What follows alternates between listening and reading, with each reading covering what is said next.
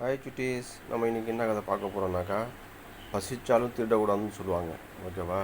திருடுறது பெரிய குற்றம். அதனால் பசிச்சாலும் கேட்டு வாங்கி சாப்பிடணுமே தவிர திருடக்கூடாது. அதான் என்ன சொல்லுவாங்கனாக்கா, திருடுறதை விட பிச்சை எடுப்பது மேல் அப்படின்னு சொல்லுவாங்க. அது தகுந்தமாரி திருடக்கூடாது. அதுதான் இந்த கதை.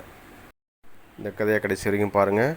அஸ்மாவோட சேட்டையை என்னான்னு பார்த்து புரிஞ்சுக்கிங்க. ஓகே. ஒரு அழகான கிராம வீட்டில் ராமனின் அம்மா சுவையான பிரியாணி சமைத்துக் கொண்டிருந்தார். வீட்டை முழுவதும் பிரியாணி வாசனை பரவியது. அதை பார்த்த ராமன் மகிழ்ச்சியாக, அம்மா இன்னும் எவ்வளவு நேரம் என்று கேட்டான். அந்த நேரத்தில் ஜன்னலுக்கு வெளியே இருந்த பசித்த பூனை பெயர் அஸ்மா வாசனையை நுகர்ந்து மெதுவாக உள்ளே பார்க்கிறது.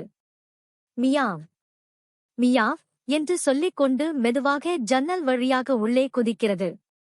சமையலறையில் இருக்கும் பிரியாணி பாத்திரத்தை பார்த்த அஸ்மா மெதுவாக மேசை மீது ஏறுகிறது.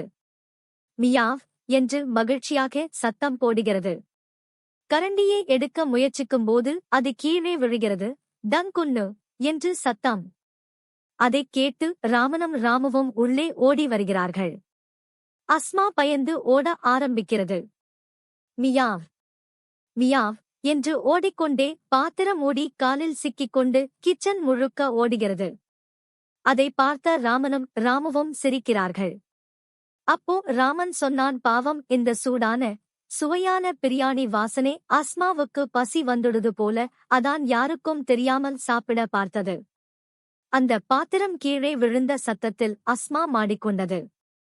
பிறகு ராமன் ஒரு கிண்ணத்தில் சிறிது பிரியாணி எடுத்து வெளியே வைத்து, அதுவும் லெக் பீஸ் ஆகஸ்ட் பார்த்து அந்த கிண்ணத்தில் வைக்கிறான்.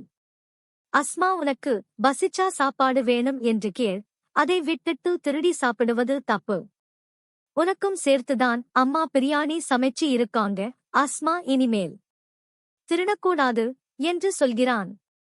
அஸ்மா அமைதியாக வந்து சாப்பிட்டு விட்டு நன்றி சொல்லும் விதத்தில் மியாவ் மியாவ் என்று மகிழ்ச்சியாக சத்தம் போடுகிறது.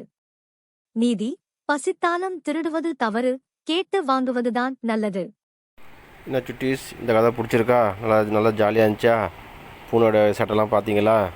ஓகே, இன்னொரு கதை மீண்டும் இன்னொரு கதையில் சந்திக்கலாம். Thank you for watching this video. If you enjoyed it, please hit the like button